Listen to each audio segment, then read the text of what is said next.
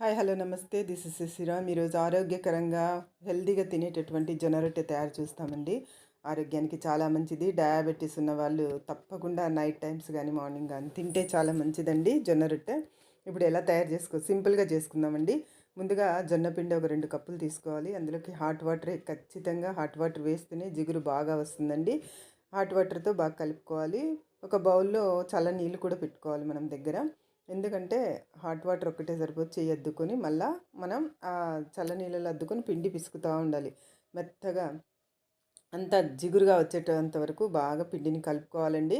అలా కలుపుకున్న తర్వాత దాన్ని బాగా ఇట్లా నాదుకోవాలి పిండి అంతా. చూసారా ఎలా వస్తుందో జిగురు? అలా వస్తేనే అండి రొట్టె బాగా సాగుతుంది. అంటే మనం తట్టినప్పుడు రొట్టె బాగా సాగుతుందనమాట.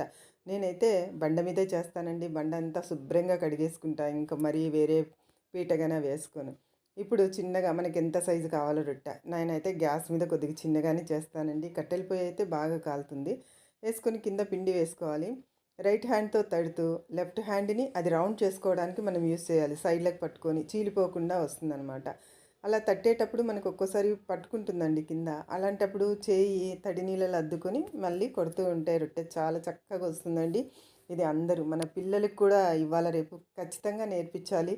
మంచి కూరతో దీన్ని పిల్లలకు కూడా తినిపిస్తే మనం మన పిల్లలకి ఆరోగ్యాన్ని ఇచ్చిన వాళ్ళం అవుతామండి. తప్పకుండా అందరూ జొన్న రొట్టెలు తినడము నేర్చుకోండి ఖచ్చితంగా. అయితే దీనికోసమని నేను ఒక టవల్‌లో క్లాత్ చించేసి పెట్టుకుంటానండి. అది నీళ్ళలో తడిపేసి పైన రొట్టె మీదంతా తడి చేయాలి. తడి చేసిన తర్వాత దాన్ని మనం గరిటెతో అప్పడాల కర్రతో తిప్పేసుకోవాలన్నమాట. తిప్పుతున్నాను చూడండి. అలా తిప్పి వెంటనే పెట్టేసేయాలి తడి. ఎందుకంటే కొంతమంది ఆలస్యంగా పెడుతూ ఉంటారు. అలా పెడితే పొంగదండి బాగా.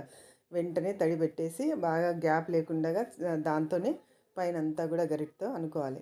ఇప్పుడు చూడండి ఎలా పొంగుతుందో గమనించారా? మధ్యలో పొంగొస్తుంది. ఇంకా బాగా పొంగుతాయండి. ఎక్కడెక్కడ పచ్చిగా ఉంటుందో అది ఒత్తుతూ వేళ్ళతో కానీ లేదా గరిటెతో కానీ అప్పడాల కర్రతో ఒత్తుతూ మన దాన్ని కాల్చుకోవచ్చు. చూసారా పొంగుతోంది మధ్యలో. ఇలా పొంగుతూ మృదువుగా చక్కటి రొట్టె తయారైపోతుందండి. ఇది తినడం మొదలుపెట్టండి, ఆరోగ్యం మన సొంతం అవుతుంది. Bye friends. మీరు తప్పకుండా నా ఛానల్ సబ్స్క్రైబ్ చేయండి, లైక్ చేయండి, షేర్ చేయండి. మీరందరూ నన్ను ఆదరిస్తారని, ఇంకా కొత్తగా నేను ఏదైనా చేయాలంటే నన్ను కోరుతారని కోరుకుంటున్నాను ఫ్రెండ్స్. బాయ్.